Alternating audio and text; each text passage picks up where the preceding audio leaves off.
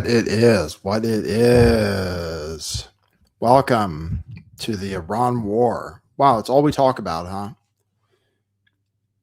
All we're talking about these days is the war in Iran. Has it caused any problems for you in your relationships or anything? Are you friends with any Jews? Hope not. No, I'm just kidding. The propaganda from Iran is impressive. I'll play you some of that today. Thank you, Frank, for the super sticker, reminding people that we are monetized. And as much as I'm trying to be employed, they won't give me any orders. I'm doing bicycle delivery, but they won't give me any orders. They're giving them to the diamond and platinum people, I guess. I don't know. Hopefully it works out. Otherwise, we keep doing this. We're here for the third day in a row, giving you a news update, giving you all the news clips. This has turned into a very unique kind of war, a financial war, with psychological operations being run probably by both sides, to be fair. This channel is pro-Iran.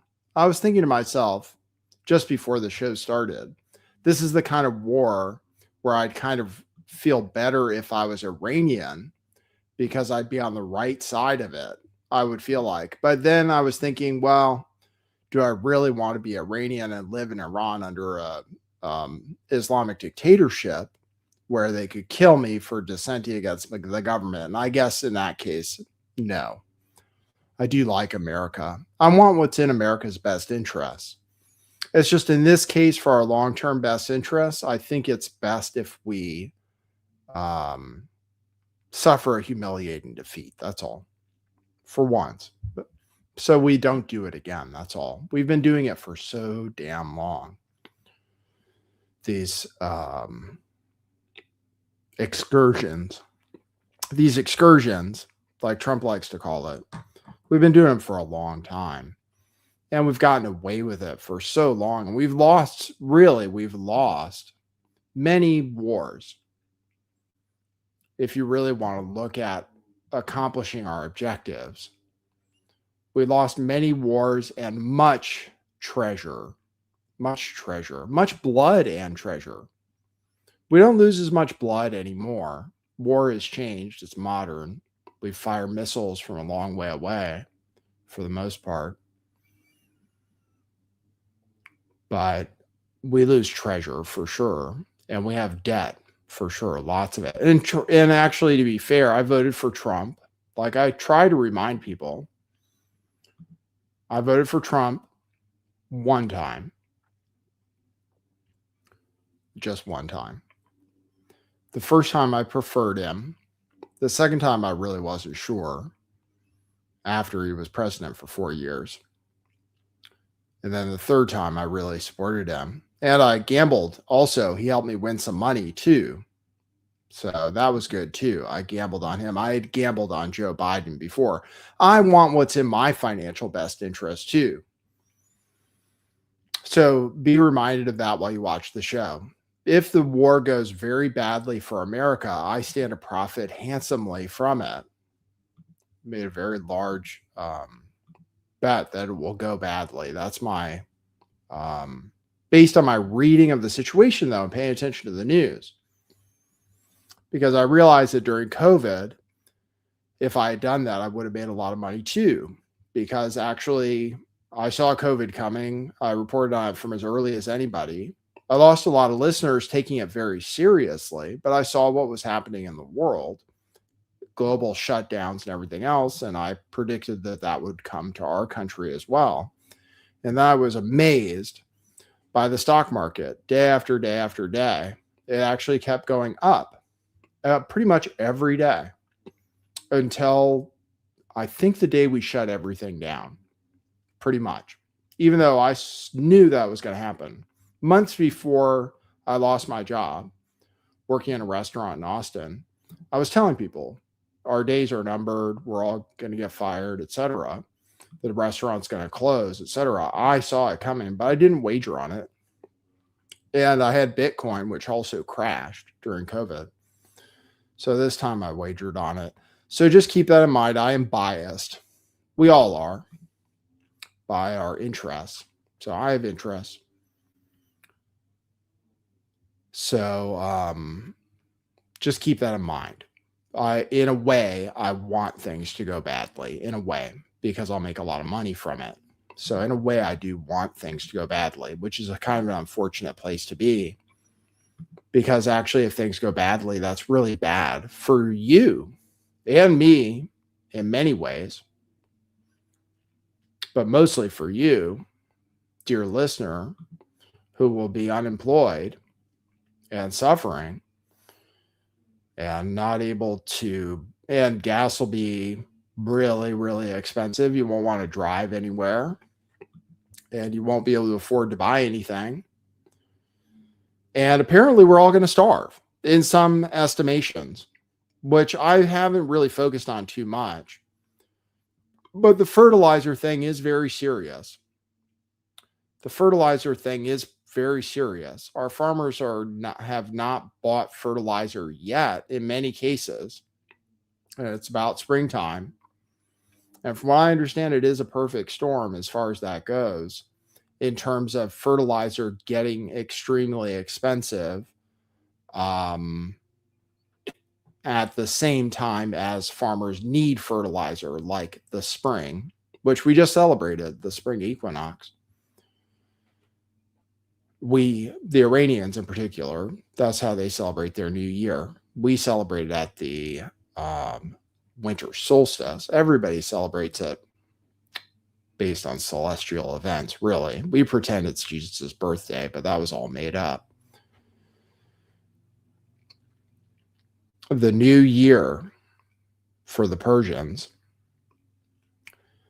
we have to start planting things, and urea, which is what's in cat urine that makes it smell really bad. I don't know why we can't just harvest cats. Maybe I should propose that to the US government.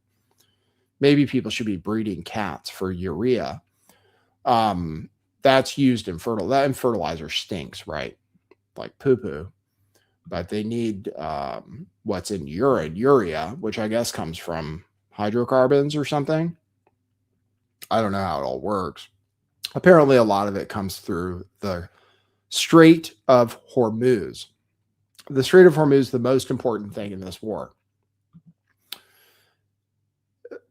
which, according to the Iranians, is not opening anytime soon. And I said in the last episode that we were 24 hours from humiliation. People aren't taking it that way, that we've been humiliated by Trump tacoing the taco. If it were Tuesday, rather than calling the show Market Manipulation Monday, I would have just called it Taco Tuesday, but it's Monday. And Trump tacoed on Monday morning instead of on Tuesday morning. But he does always chicken out. And that's what I said would happen. Our poll was about split. The poll of listeners was about split from you guys, who said that he would follow through with his threat. So this is the sequence of events. A threat went out Saturday afternoon or Saturday evening, East Coast time. I think around 7 p.m. East Coast time, something like that. A threat went out, even though he said it is the most schizophrenic president or administration ever. If you want to say schizophrenia is saying something different all the time, like many different times in the same day. Trump says, we don't need the Strait, right? He said that over and over. We don't need the Strait. We're just going to leave, let other people who need the Strait take care of it. It's not even our problem. Then suddenly the Strait must have been really important because he said he was going to blow up he threatened a war crime. Said he would blow up their energy infrastructure, their power plants and everything, and shut off their electricity for all the people there. If they did not open the Strait by right now, pretty much about right now, 48 hours ago is when he made the threat. He said, if you do not open the Strait of Hormuz by now, he would blow up everything, kill Iran. And he was telling reporters, we're going to destroy Iran. It's going to be awesome. That's what he was saying. Just wait and see. Then, also over the weekend, actually, I think before my show, and I hadn't seen it, He kind of threatened to drop a nuclear bomb on them. That was not widely reported. I hope it was a real truth. I've been fooled by fake truth social posts before. But he threatened weapon of mass destruction if Iran did what they said they were going to do in retaliation for blowing up the power plants. They said, if you blow up the power plants, we're going to hit desalination plants. And desalination plants are a big deal. And we should thank Iran for not going after them yet. As a matter of fact, Iran has been extremely disciplined in their response. Although they fired at their neighbors, they said they were going to do that. Although they fired at gas fields and oil assets to some extent, they did that in response to having their own assets fired at. And then they stopped. Then they stopped. You attack them, they attack you. They don't escalate. You escalate, they escalate back. You threaten to escalate more, they threaten to escalate more. And in this case, our threats are worthless. That's why I said it was a humiliation, because I think it is. Iran didn't blink. Trump threatened total destruction, threatened to drop a nuclear bomb on them. And they said, okay, sure, if you do that, then we'll fuck you up even worse.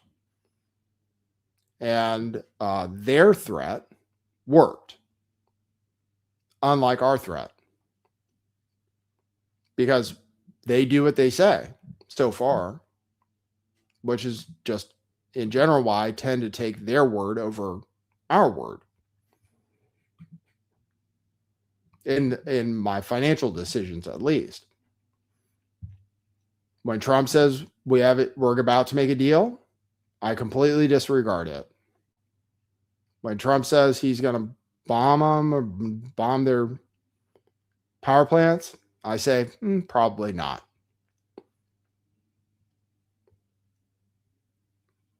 So that's where I'm at right now. But until proven otherwise, because Iran has been pretty straightforward and followed through so far in everything they've said. They say they're not going to quit. They say they're going to keep the strait closed. So they say they're not negotiating. They say no deal except on our terms.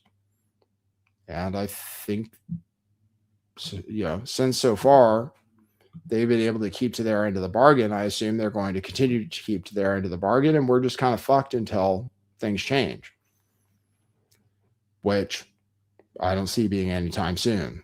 So that's where we're at in the war. I say it's financial. It's an interesting war because it now, based on today and the response from today from analysts, including like Israeli analysts, Trump is only, and I've been saying this kind of every show, almost everything Trump administration officials say is to keep the price of oil down. Pretty much. In my opinion, that was my opinion before today. Everything Scott Bessent says, everything almost all of the officials say is to keep down the price of oil. Temporary pain, long-term gain. 2 weeks, 4 weeks, 5 weeks. Now Israel is throwing out April 9th. Lots of hopium today. And oil is sold in future contracts, which is kind of important. Physical oil, if you want it today, is really expensive. In where it's settled physically immediately, it's $150 a barrel right now. But if you're looking at the market for oil, you're buying oil to be delivered in May, I believe, right now. So the price of oil that everybody quotes is the price of oil for delivery in May. So that kind of makes sense then, that it hasn't really gone crazy because people assume still broadly that this is going to be over soon. In financial markets, they call it the taco trade. They call it the taco trade. It's financial people that kind of came up with it, the taco, because he chickened out on tariffs. He always chickened out on tariffs. That was the first thing. Then he chickened out on Greenland. He chickens out on everything. He followed through on Venezuela, to be fair. But people and what traders noticed is that when things started to go really bad in markets, he always chickened out and markets went back up. So that's why it became the taco trade. Oh, market dips, buy the dip. Trump is going to chicken out. Don't worry about the fact that he's saying he's going to put 140% tariffs on China, which is pretty much what he said. When things get bad, Trump will chicken out. Trump will make a deal when things get really bad, which is why what he did today, people are saying, was to buy time. And I was thinking about it. I was like, why time? Well, for one thing, he said he pushed back the deadline for the power plant thing, which he's never going to do. I assume he's never going to do it because he should be being advised by his military people that Iran has the capability to follow through on their threats, no matter what we do to them. It's not going to be like, oh, we bombed their power plants and suddenly they surrender, or suddenly we can stop their missiles. No, it's going to be we bomb their power plants and we can't stop them from doing what they say they're going to do. Otherwise, we would do it. Otherwise, he would do it, probably. But the other factor, so he pushed it back 5 days, which conveniently lands on the weekend when markets are closed. Everybody already knew, and all the wagers based on the conflict starting and the operation in Venezuela and everything else is that we don't do, and the operation in Iran the first time, we always do it after like Friday night, after markets close. That's when we do it. People know it in advance pretty much. Oh, he's going to do it when the markets are closed. And that's just so that it doesn't create panic that cascades pretty much. So people are going to panic, but they can't sell stocks. And like that, and then that lets people think about it for the weekend and see that it's going okay, or it lets Trump bullshit and say things are going amazing. So that by the time markets open on Monday, it's kind of calm. Where if something bad happens during the week, it could cause a panic in markets, and it could happen that panic in and of itself makes things continue to go down instead of recovering based on him bullshitting. So that's what we saw this morning. So I'll show you all the stuff. I guess I'm kind of just going over all of it right now, but that's what we saw this morning. He gave a 48-hour ultimatum. I was watching markets. I think they were down approximately 1%. So it was going to be another kind of bad day. The stock market's kind of down. Let's look at it. Gold is really down. We could talk about that since I was saying to buy gold. I think buying gold periodically is still a good idea. I mean, gold will recover, but it may go down a lot further. But it will recover. It will be one of the first things to recover. So I still don't think it's a bad idea to buy gold or buy synthetic gold or gold stocks or however you want to buy it. Real gold, of course, is good, but it's very expensive. Let's look at indices futures and just kind of look at how things have gone so far. Trump said he thought it could be a lot worse than it is. What do you want to look at? Let's look at the S&P 500 instead of the NASDAQ. Let's look. Share screen, S&P 500 futures. So this is a daily chart. Okay, it goes back all the way to December. So as you can see, it really hasn't collapsed. Like, it really hasn't, all things considered. Many other world stock markets have had terrible days. Like over when markets pre-opened Sunday afternoon in Asia, there were a few Asian markets that were down like 5%. You know, our market wasn't down that much. It was maybe down 1%, like I said, which is still significant. It was setting up to be another bad day, though. It was setting up to be another bad day after a number of bad days in a row. There haven't been very many good days in a row for a while in the stock market. Things are starting to get painful. When Pam Bondi gave her announcement, she mentioned Dow 50,000, S&P 7,000. So here's 7,000 right there. That's 7,000. It kind of just touched it. So it was like Pam Bondi marked the top, kind of predictably. 50,000 on the Dow, 7,000 on the S&P. And then it's down to about 6,600 right now, which isn't that bad. What is that? Not even 10% yet since the very peak. And since the war started, February 28th, it was already down to 6880, call it. Now it's at 6,600. So it's only down 300 points, which again, if it's, that's like a 5%. So it's only down 5%. It's not that bad. I'll show you what happened when Trump announced today. So there's the effect of Trump saying that two very important things. One, he tacoed and he's not bombing infrastructure yet for 5 days, he said. But the most important thing he said was that he's having very productive talks.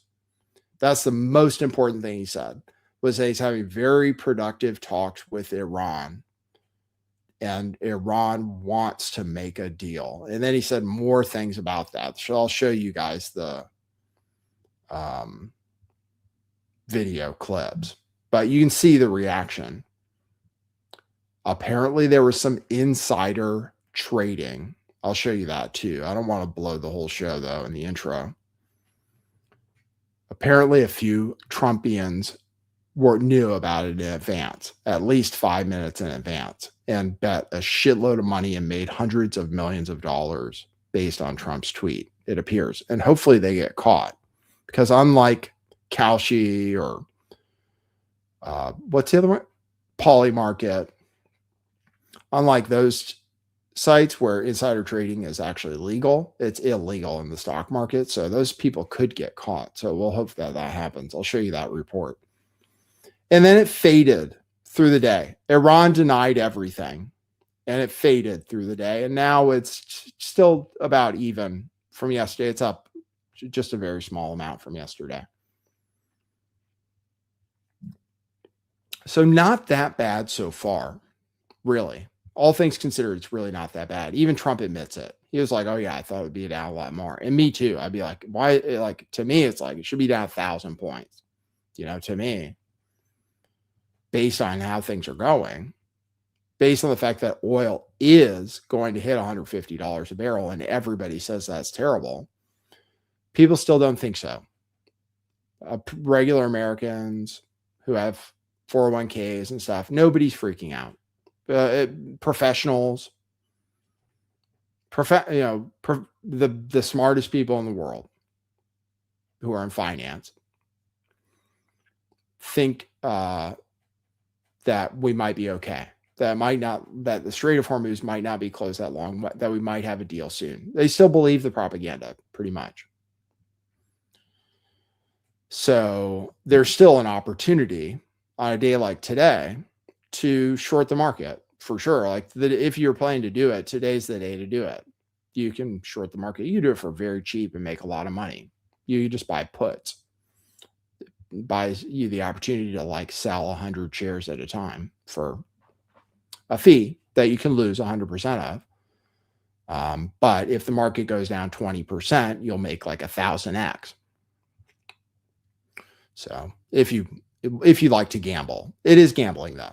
It's actually a bet. It's like making a bet on Kalshi stuff because it's over a period of time, and if the market doesn't go down or goes up, you lose all your money.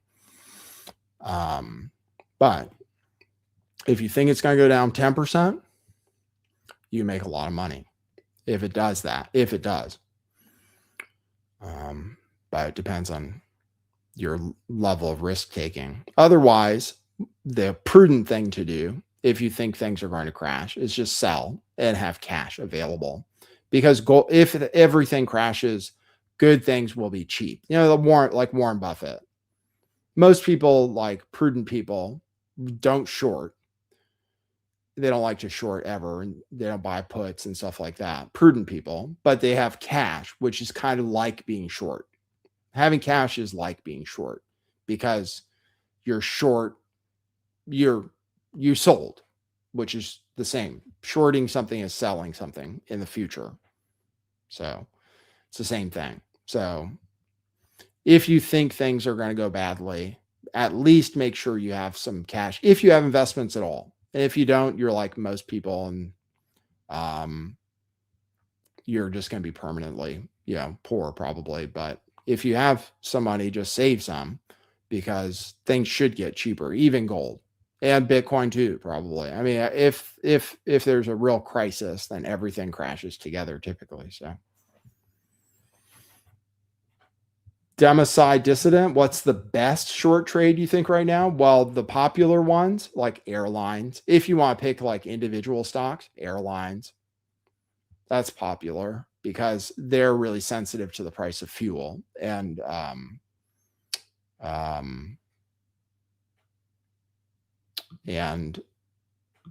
jet fuel is apparently extremely hard to get right now, and it's gone up even more than oil. So airlines are popular to short. I'm short banks, regional banks, because I'm worried about credit, and that makes sense because like Goldman Sachs and all those banks have been getting fucked. So I'm short regional banks because they're not too big to fail. So if you want to short individual segments, it depends on what you're worried about. But if you're worried about high oil prices, then short airlines. If you're worried about, if you just want something general though, then you can just short the index, or you could go long oil, but that's a very expensive option because oil has to go up a lot for it to pay off because the premium is so high. But airlines are very cheap to short. You can very cheap. They don't have to go down that much for you to make money, actually. So I'm short American Airlines, but they had a very good day today. They were up like 5% today. So that makes your short get wiped out like very fast. But they're very cheap to short. Not much premium on it, actually. So, but I'm short the indexes, basically all of them, particularly the NASDAQ, but that's just because it'll go down more. That's all, but who knows? All right. Anyway, so anyway, that's a little bit about it. Let's get into the show. I'll play you guys some videos. I'll show you what Trump said and stuff. Anyway, let me just finish saying what I was saying. Is they say it's to buy time. We live in a democracy. Trump is not worried about being reelected. He is worried about being a lame duck to some extent, but it's not clear how much.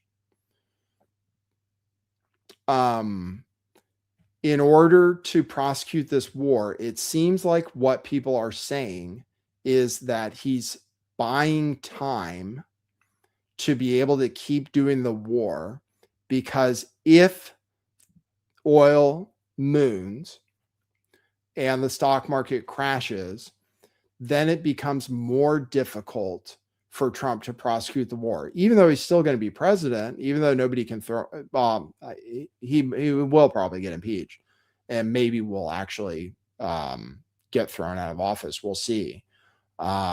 Because some Republicans might be fed up with him too if things go really badly.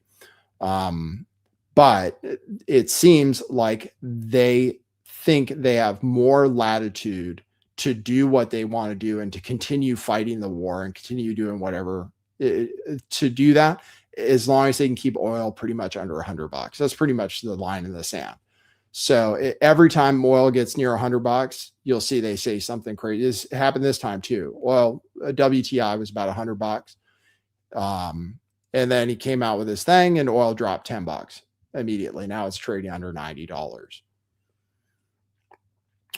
So as long as that stays steady, people can handle gas prices where they are now because we've done it before. But it's going to get more and more difficult to prosecute the war when gas prices go up, because then he won't be able to say that he has 100% support anymore from MAGA, which he seems to care about. So anyway, we'll get into it more. All right. Thanks for tuning in. Let's play our intro. And then I'll play you a propaganda video. Okay, cue musical intro. Boy, that's brilliant. You might hear.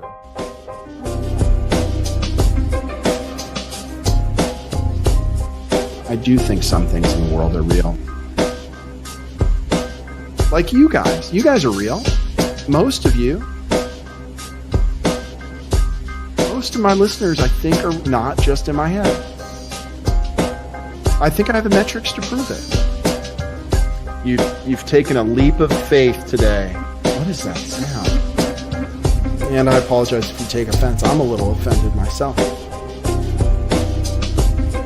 Welcome to our show. Welcome to the future. What it is, joining you live from sunny California. It's a beautiful day today. I'm your host, Nathan Stoltman. I bring you the news, the real news.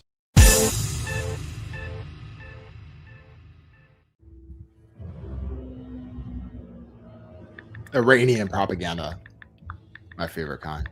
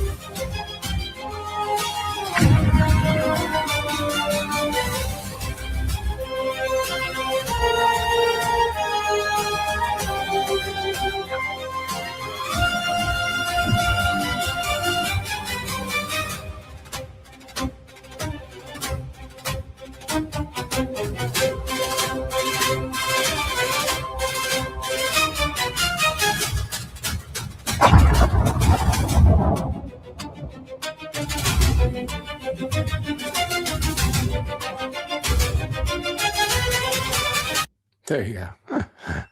Pretty funny. The guy, the naval, the fat naval Lego naval officer who was on the deck of the ship. he had his laundry hanging on the line, which is pretty funny because the fire was in the laundry room. Apparently, that ship was fucked up. What was it called? Can't remember. Which were the carriers there? You guys will know which one. That one had to go back to port. I saw a picture of it. I don't think I saved it though. That ship was fucked up from whatever this fire was, which, you know, they say was just a fire, but I don't have it. All right. I also have video of like when the news used to make fun of foreign policy. So I'll play that for you guys too. It's because somebody sent me this video from Mad TV during the Iraq war. That's all. This is like, if you, most of you guys are, I think, are my age. So you remember the Iraq war. So this will be funny to you. Ladies and gentlemen, Apple Computer shareholders and investors, may I introduce the founder of Apple Computers, Mr. Steve Jobs.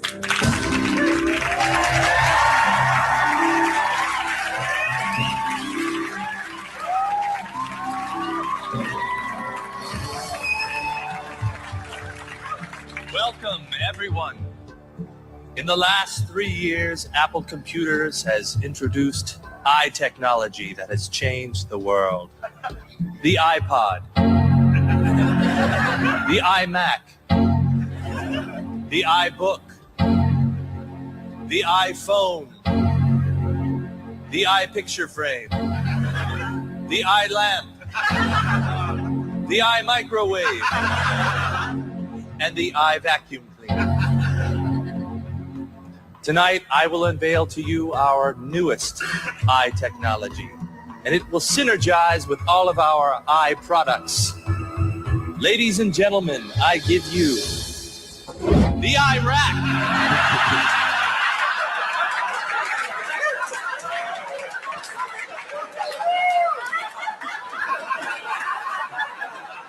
The iRack looks unstable.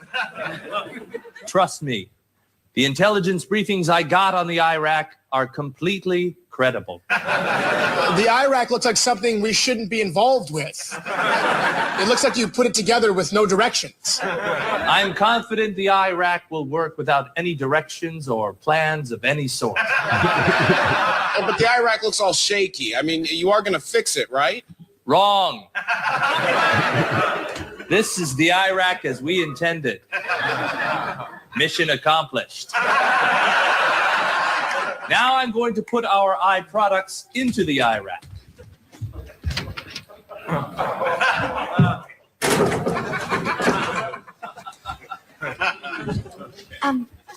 No, Mr. Jobs, don't force them in there. I know what I'm doing. I'm not dumb. The iRack looks like it doesn't even want those things in there. Don't worry. I know what's best for the iRack. Don't put more in the iRack. It'll collapse on itself. Wrong. What the iRack needs is more things. You shouldn't be putting more things in. You should be taking things out. Yeah, get things out of the iRack. Does everyone here want me to take things out of the iRack? Yes. I hear what you're saying, and the answer is no. I'm going to put even more things in the iRack. But the iProducts don't even look like they're getting along in the iRack. They look like they hate each other in there. Look, the iRack's starting to smoke. That's just the beginnings of synergy. I will help the process along by throwing the rest of our money at the iRack. You're ruining the iRack. As stockholders, we will not support you in this. I don't care. And guess what? I'm going to put 21,000 more things in the iRack. Oh, the iRack's on fire. Oh my God, the fire from the iRack is engulfing the entire building. Everybody out. Oh my God. Where's the exit? How do we get out of here? You can't get out of here. There is no exit strategy. Now, I want you all to stop focusing on the iRack and start focusing on our newest product, the Iran. There you go. They were joking about it that bad. We've always wanted to do it. Always. Iran was always going to be the final domino. And finally, somebody had the balls to do it. Thank God for President Trump. Let's check in our super chats. One super chat is about super chats. Says Nathan, when did YouTube allow super chats? Yesterday is the first day I had it enabled. They allowed it a few days ago, and I enabled it yesterday. Thank you. Thank you for the super chat. Bob Ross Antichrist says, big up, big man. What are the chances of a ground invasion, in your opinion, a percentage? We ran a poll. Somebody said it's a good one for a poll. We ran a poll on the last show. I think it was about 50-50, the poll. There are odds on Polymarket, which actually was loading for me. So we should check, even though I'm not sponsored by Polymarket. Most people who show you polls from Polymarket or Kalshi are actually sponsored by Polymarket and Kalshi because like the whole world is gambling now. But let's see, ground. Yes, ground operation. Here we go. Ready? Israel. Will Israel launch a ground invasion? Why does it say, will Israel launch a ground invasion? Ground troops or ground Iran. Military action. Which countries? Huh, that's weird. Why does it say Israel ground operation? They're already doing a ground operation in I don't know why it only says Israel. I will show the tab. By March 31st, which is very soon, the odds are only 5%. By the end of April, it's 28% chance. I don't know why it says Israel though. I thought those were the odds on a ground invasion in general. I don't know because it's going to be so disastrous for us to do it. We're talking about Karj Island, which I believe it, like I said, is pronounced Karj. We are talking about it very seriously. We're moving troops there, and there's reports today that we're thinking about dropping in troops to take Karj Island, which is a suicide mission, in my opinion. And Iran could do a lot of things in response to it, like they threatened to in response to. It's the same as going after their energy infrastructure. So I don't see why they wouldn't have the same response as in like to go after desalination plants and stuff. So it would be very stupid, in my opinion, for us to do it. And that means maybe we won't because Trump typically tacos, like I said, and doesn't do anything stupid, but we are moving a bunch of troops into the area. So I don't know what the odds are. People in my poll in the chat said 50-50. I think that's fair. It could be 50-50. I just don't know.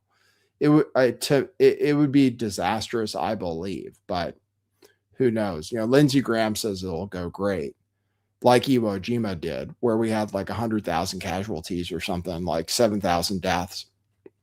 But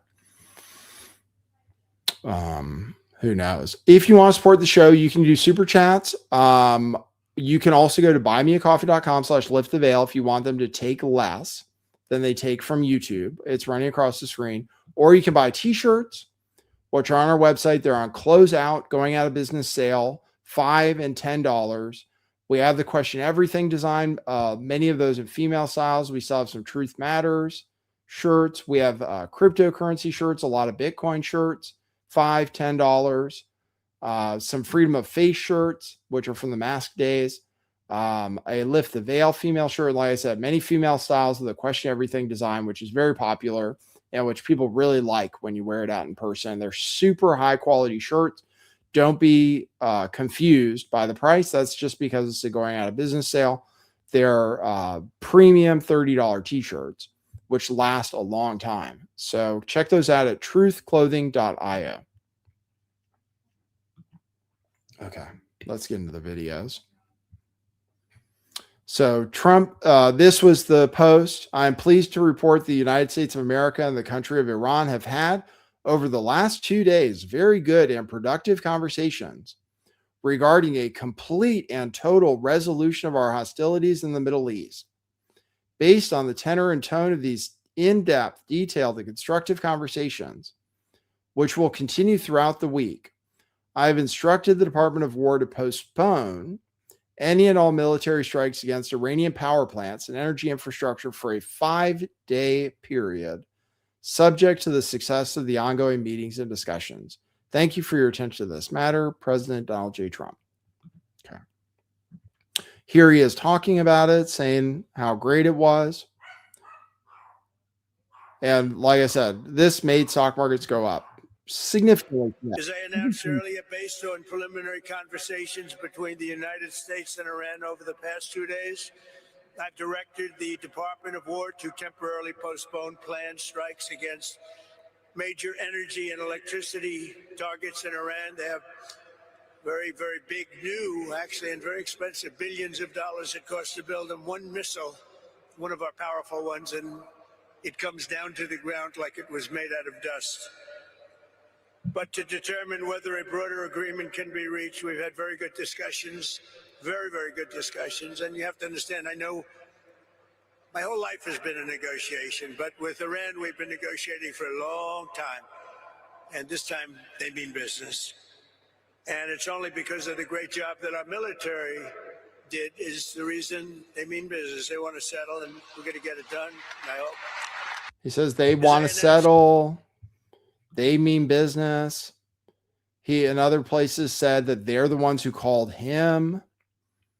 Very positive news, if it's true, for the war being over soon. For the complete taco, which is a deal, an actual deal which ends the war and ends the closing of the Strait of Hormuz. That's what he said. He also blamed the war on Pete Hegseth. That's kind of funny. He's blaming the war on Pete Hegseth here. And then, unfortunately, I called Pete, I called General Kane, I called a lot of our great people. We have great people. And I said, let's talk. We got a problem in the Middle East. We have a country known as Iran that for 47 years has been just a purveyor of terror. And they're very close to having a nuclear weapon. We can keep going and get that 50,000 up to 50. Oh, this has both clips in it. Here he also talks about market manipulation. I have a longer clip about that specifically. The first part of this, he was calling business leaders, apparently, saying, hey, the Dow's at 50,000. We can keep pumping it, but we have to handle this Iran thing, and that's going to make the market go down. That's all. Which, if he told people that's insider trading also. That would actually be market manipulation and illegal. If he's telling people that he's going to go to war and that's going to make the market go down. Theoretically, it could be insider trading. 55 and 60 is no end. Or we can take a stop and make a little journey into the Middle East and eliminate a big problem. And Pete, I think you were the first one to speak up. And you said, let's do it, because you can't let them have a nuclear weapon. So we are now having really good discussions. They started last night, a little bit, the night before that. And then unfortunately, I think he's just making it up. It seems like, I don't know. The Iranians say he's making it up. Here's what he says is about the what's going to happen to the Strait of Hormuz.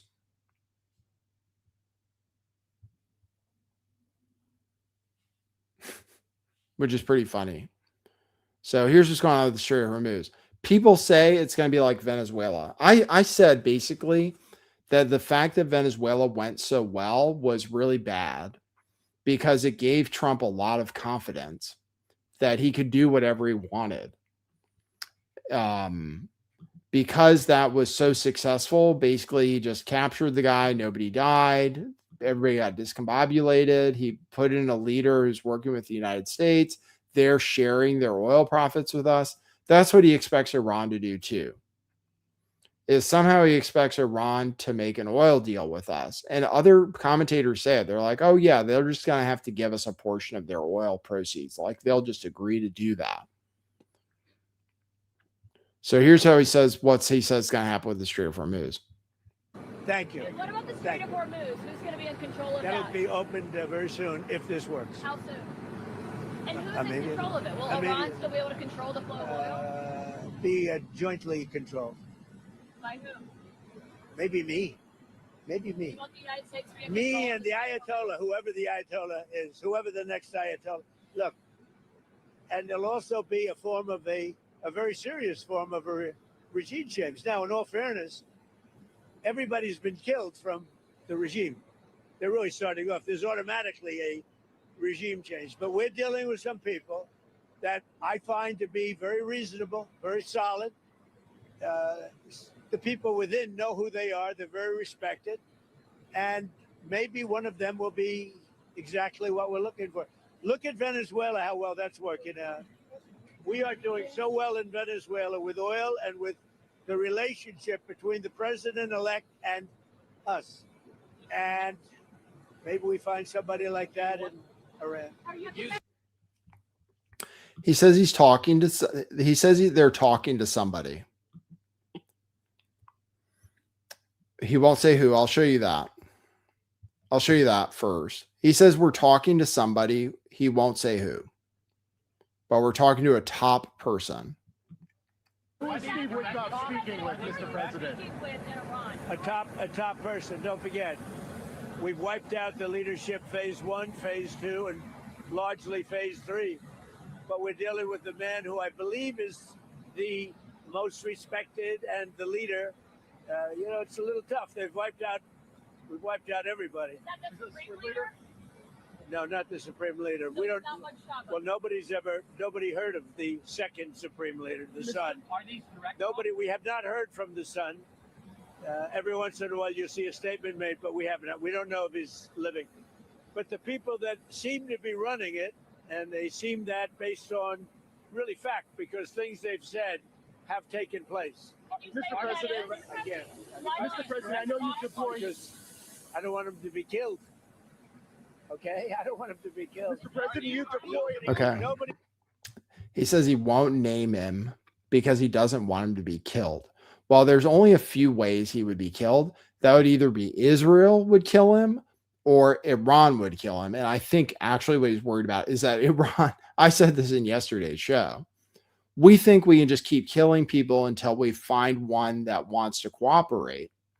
But what I said was, if anybody was seen as cooperating with the United States and by extension the Israelis, the IRGC would kill him immediately. So I doubt that he's actually worried about the Israelis killing him, although that's part of it too. People say the Israelis are killing anybody that he would negotiate. I mean, that is a popular theory, is that the Israelis are killing people because they don't want us to negotiate. And so it could be a concern about the Israelis too. That's what people could read into it. But I think he's probably more worried about the Iranians killing him because it would be considered treason. I would think that's, what they do to people over there who cooperate with the enemy, who they suspect of cooperating with the enemy. So I have no idea. It's the craziest theory of all time. So anyway, he says he's working with a guy, says he won't tell you who he is. There's speculation about who he is. I'll show you that. But before, let me play one last clip where he appears to definitely make something up on the fly on this one. He says that, here, listen to this. What exactly are you looking for in these talks, Mr. President? We're looking for all of the things that we've been talking about. We want to see no nuclear bomb, no nuclear weapon, not even close to it. Low key on the missiles. We want to see peace in the Middle East. We want the nuclear dust. We're going to want that, and I think we're going to get that. We've agreed to that. Yeah, we've agreed to that. Do you want the enriched You hear how he says that? He's like, I think we're going to get that. Then he's like, we're going to get that. Oh, they've agreed to that. Listen to this. It's kind of like, so I think we're going to get that. The nuclear dust, that's the highly enriched uranium. I guess it's in gaseous form. The 1,000 pounds or whatever of 60% enriched uranium that they have. I guess it's gas, so he calls it dust. I think that's why he says dust. But then he says, I think we'll get that. Then he's like, no. They've agreed to do that. Listen. Dust, we're going to want that. And I think we're going to get that. We've agreed to that. Yeah, we've agreed to that. You want the enriched uranium before you can end this. Yeah, he's like, we've agreed to that. Yeah, we've agreed to that. Okay. We want no enrichment, but we also want the enriched uranium. If this happens, it's a great start for Iran to build itself back, and it's everything that we want. And it's also great for Israel, and it's great for the other Middle Eastern countries, Saudi Arabia, UAE, Qatar, all of them, Kuwait, and Bahrain in particular. So it's great for all of them. Anyway, there you go. Somebody's got to make a deal. So they claim, the news claimed, this guy from the Jerusalem Post says that they're holding talks with the parliament speaker, Mohammed Bagher Ghalibaf. Sources tell the Jerusalem Post. Axios wrote an article today saying that that guy, the House Speaker, who is elected democratically, I assume, because they do have democratic elections like for the president and stuff. It's just that the Supreme Leader and the IRGC actually control everything. Politico reported that he's a hot option to be a U.S.-backed leader. I just don't see how a U.S.-backed leader will be accepted by the IRGC and the Ayatollah. But anyway, Politico reported that today. So that guy has been active on Twitter, and that guy tweeted this in response to him being accused of being the guy we're talking to. Our people demand the complete and humiliating punishment of the aggressors. All officials stand firmly behind their leader and people until this goal is achieved. No negotiations with America have taken place. Fake news is intended to manipulate financial and oil markets and to escape the quagmire in which America and Israel are trapped. That's what he said. A few days ago, he warned that they would attack anybody who it's a completely financial war. He said they would attack anyone who bought U.S. treasuries. And that's another thing people are really worried about is treasury yields are going up. And that's in anticipation of massive inflation. And that's bad. Treasury yields go up when people sell bonds or don't buy bonds. So he's threatening people who might buy bonds with so that's the same guy. The Israelis are saying it's market manipulation. Iran issued a statement saying that Trump is trying to buy time. There's been no contact. They called it psychological warfare. And they said Hormuz will not return to pre-war conditions as long as psychological warfare continues. I think they said more. As far as market manipulation goes, they caught somebody making huge trades 5 minutes before Trump's statement on Truth Social. Huge trades. Shorting oil and going long in the S&P 500 with options or something like options, like betting that oil would go down, but basically betting that oil would go down and that the S&P would go up in huge amounts and making huge amounts of profit, we assume. They did it at least 5 minutes before he tweeted that. And that's being reported by the media too. Iran says they're noticing a pattern, which is that Trump threatens them on the weekend when the markets are closed. And then every Monday he says something reassuring. So that's something they say they've identified. So it's all financial manipulation. Here's a reporter talking about it, so you don't have to just hear from me. Here's a reporter from Dropsite News explaining what happened, so I don't have to. I think this is a pretty good summary. Debated how to even deal with this, and they literally ghosted Steve Witkoff. They did not respond to him. When we reported that last week, the White House went nuts. They denounced Dropsite News, accusing us of engaging in America Last behavior, said we were abhorrent, and then they went and they spun a story to Axios saying that it was actually the Iranians that had been begging President Trump to speak. And so, you know, this kind of played out over the past few days. And what Iranian sources were telling me, Daniel, is that through a series of intermediary countries, including Turkey, Pakistan, Egypt, and also some Gulf countries, there have been a series of messages passed on to the Iranians by the United States, where, according to Iranian officials, these third-party intermediaries have said that the U.S. wants to wrap up this war. And that happens while publicly Trump is saying, we're going to bomb Iran's electrical and power infrastructure, which, by the way, would be a war crime if they did that in a sweeping manner. Iran then said, hey, let us tell you what we can do. We can hit not only in Israel, but we can hit in all throughout the Gulf. And this would cause just like catastrophic shock to the global economy, which we can talk about later. But the most breaking stuff I have for you is that Trump today posts on Truth Social that there's been this breakthrough, that he's pausing his threat to bomb the Iranian electrical grid and other energy infrastructure because there have been these talks going on between the United States and Iran. And Trump implies that he has some secret squirrel that he's talking to in Iran, and he doesn't want to name who it is because he doesn't want that person to be killed. It's unclear, does he mean by Israel or by the Iranians, you know? But what I'm told is that there have been no negotiations, direct negotiations with the United States, and that what the Iranian officials are telling me is that every time a third country comes to Iran and they say the United States wants to talk, Iran says, let us explain to you our conditions.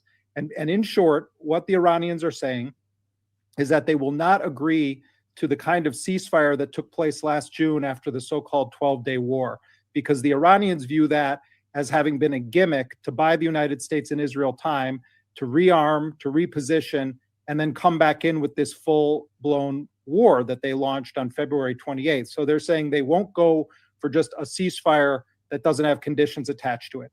They also want any cessation of the war not only to apply to Iran, but to apply to two other fronts of battle, as the Iranians see it, Iraq, as well as Lebanon, where the Israelis are increasingly engaged in ground operations, very heavy bombing. Hezbollah, which Israel had said was wiped out, has been launching dozens upon dozens of rockets every single day into Israel. So they want those two countries also to be party to this ceasefire deal. They're also saying that they want reparations paid by the United States, and they want Israel to pay, but they don't want Israel to pay directly. They want that to happen through the United States because they don't want to take anything directly from Israel. But the other thing, and this is, I think very relevant, it's and many people, I know you've made this point before, and I've heard other smart analysts make it, that because of the way the United States and Israel have lied about the negotiations, have used it as a veneer or a cover to then wage these wars, the Iranian position has hardened. And what Iran is saying now is that there will be no discussion on its ballistic missile program, that if there is a ceasefire, Iran is going to move rapidly to continue its ballistic missile program, recognizing that it's its only deterrent against the United States and against Israel. They're also saying, and they wouldn't go into more detail on this, that they're in the process of developing a new doctrine on the nuclear question. They didn't say, oh, we're going to go and we want to enrich uranium to make nuclear weapons. But what they're saying to me is that that because of the U.S. and Israel targeting their nuclear infrastructure, because they blew up the negotiations where the Iranians had put terms on the table that went beyond the Obama-era deal, they're saying now that they're having discussions about developing a new nuclear doctrine, potentially in partnership with Russia and China. Well, yeah. So that's what they keep saying. They're not going to, we're supposedly demanding that they curtail their missile program. somebody reported today that they were willing to do that. But what they say and what this guy says is that they're not willing to curtail their any deal that we make. So these are the opportunities for it to wrap up soon. For us to make a deal that Israel would accept, Iran would have to agree to those things, would have to agree to not do ballistic missiles, and they have to agree to not do nuclear. For us to sign a deal with Iran that Iran will accept, we have to agree to never do it again. And Israel has to agree too. And it's not going to be good enough if Trump just says it. They're going to need us to pass something in Congress. So we're nowhere near a deal. They already offered us a great deal last time, which we didn't take because Israel is not okay with that. Because Israel doesn't want them to have a nuclear program. So I can't see how there's going to be a deal anytime soon. The only deal that we could make would be admitting defeat. That's all. If we made a deal that Iran would accept, we would be admitting defeat. And I just don't think Trump was willing to do that. So,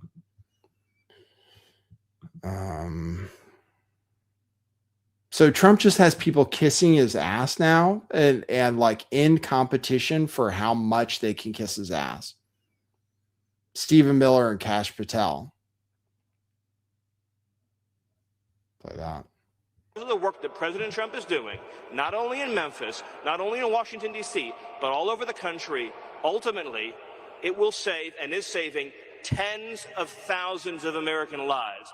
It is, I'll use that word again, what President Trump has done on border security and public safety is a national miracle that will be studied not only for generations, but for centuries to come. Thank you, President Trump. Thank you, Steve.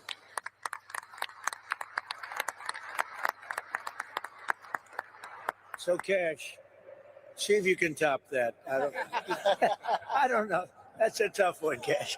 That is tough. You know, Mr. President, as I look around this venue, I see and I'm reminded again why we have the greatest warriors on God's green earth, the men and women serving in uniform, the men and women serving and wearing the badge, and law enforcement, our police, our sheriffs around the state of Tennessee.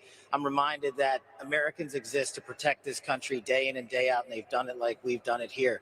But what we didn't have was you. We didn't have a commander-in-chief who backed the blue, who resourced the blue, who funded the military, who did whatever it takes to safeguard every single life. And here in Memphis, Tennessee, you have put on a show for the world. You have allowed us to go out there and capture gangbangers, rapists, murderers, drug dealers at record historic levels. And for me, a first-generation Indian American kid whose parents fled a genocide in East Africa to become the 9th director of the FBI, I'm living the wildest dream you could possibly imagine, sir. But it's thanks to you. But more importantly, what I see when I look out across our great partners here in the interagency and our great legislatures and our great prosecutors and our great attorney general who has the guts to go out there and make arrests, turn them into prosecutions and put people in prison, you are giving that dream to every single child in the state of Tennessee. You are inspiring the nation and law enforcement to come up and wear the badge and wear the colors of this country and safeguard our men and women for generations to come. This is an enduring mission, Mr. President, because you have made it enduring. It is going to go on for generations to come. They are going to try to achieve what you accomplished here, what Stephen said, in just one short year, and they're going to be doing it for decades because America was smart enough to elect you as our commander-in-chief. So while we're out there fighting for the dreams of our children, just know, Mr. President, how many millions of dreams like mine are going to be lived thanks to your brilliant leadership. Mr. President, thanks for delivering America the safest country on God's green earth. There you go.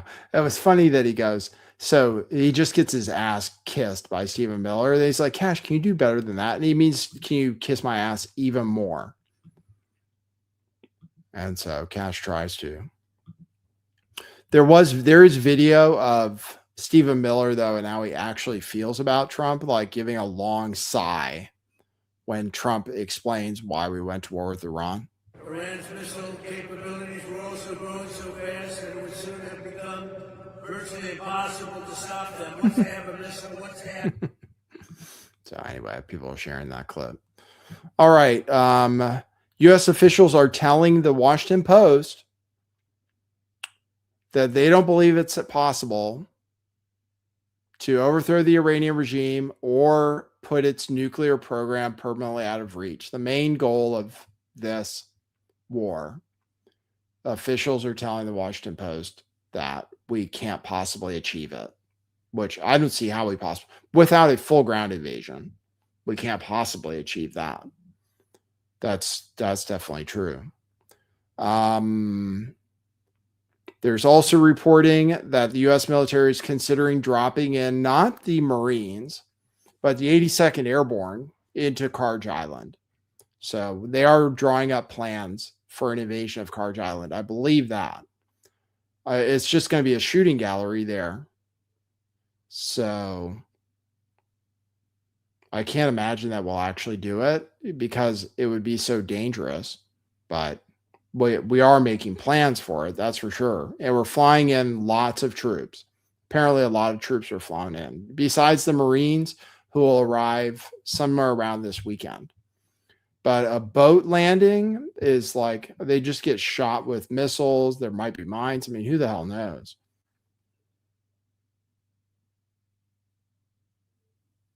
All right. In other news, the NVIDIA CEO, Jensen Huang, says we've achieved AGI.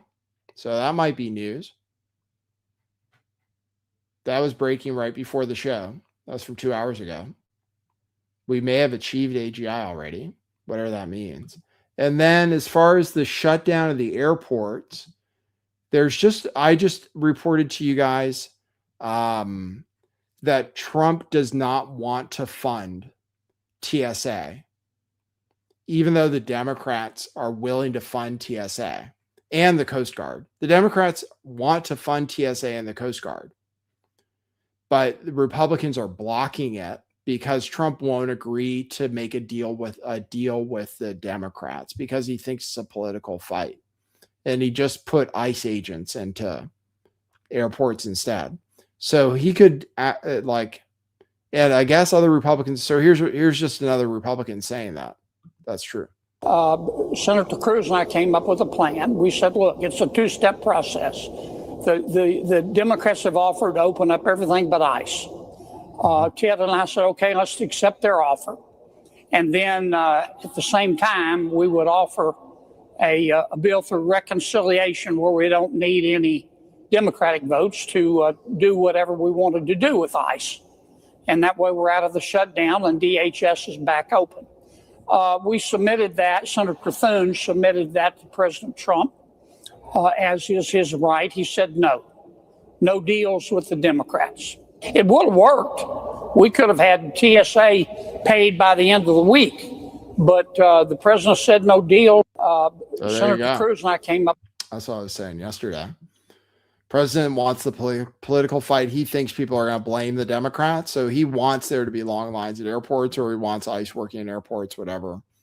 Hasn't accepted Elon Musk's offer, which I said he wouldn't either. They want us to suffer. That's all. Democrats did last time because they thought it was good for them. Republicans do too. They actually want us to suffer because they think it's good for them politically. They want long lines at airports because they're going to blame it on the other side. That's politics. But in this case, the Democrats, it's hard to argue. The Democrats are saying, no, we're willing to fund it. Last time, I think the Republicans offered something like the same thing and the Democrats didn't take it. So I'm not saying the Democrats did it the last time. They actually want us to suffer just so they can blame it on the other side. That's all. Trump wants it. He wants people to wait in long lines. That's all. That's the only way you can, or he wants to put ICE in there and make a point, I guess. But meanwhile, TSA agents still aren't getting paid. They're still having to drive Uber or whatever, which isn't very profitable. I go out there every day. They never even give me an order. It's terrible. All right, let's see. I think there are too many people doing gig work nowadays. All right, I did get coffees. So you can go to buymeacoffee.com/lifttheveil to support the show, and then hope that I go live every day, or encourage me to. But you can also give super chats. I want to appreciate everybody who gave me super chats today. Chris Snyder bought 3 coffees. Said, hey, brother, I spoke to you on the phone once about crypto. I just found the live since YouTube doesn't notify me. LOL. Anyway, I'll buy you a coffee. You do quite a bit for info, and I appreciate it. I appreciate you, sir. Thank you, Chris, for the coffees. Appreciate that. I started drinking coffee at home. I stopped eating donuts. I'm trying to save money because my rent is much more expensive. So I actually stopped buying coffees. So you are buying me, well, I still have coffee, but it's at home, which I'm sure people appreciate because they like seeing me save money. All right. Thanks, everybody, for tuning in. Good to see you guys. We'll see if I'll be back tomorrow. We'll see if there's more news. Markets are stable right now, not moving at all. I'm looking at the chart. Not down, not up, just kind of sitting there. All right. Thanks, everybody. For now, that's